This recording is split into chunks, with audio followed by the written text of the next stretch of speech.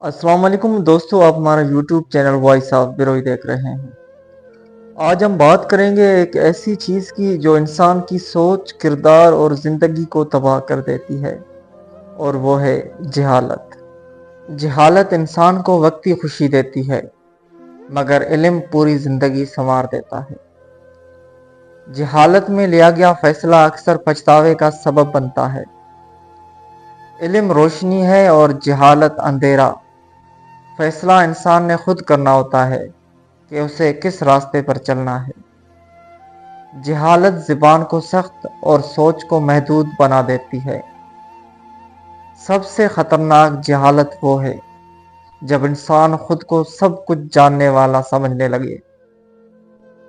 جہالت انسان کو دوسروں کی عزت کرنا نہیں سکھاتی، جبکہ علم انسان کو انسانیت سکھاتا ہے۔ جس دل میں علم کی روشنی نہ ہو، وہاں جہالت کا اندھیرا بسیرا کر لیتا ہے۔ جہالت وہ بیماری ہے جو انسان کو اپنی غلطی بھی صحیح لگنے لگتی ہے۔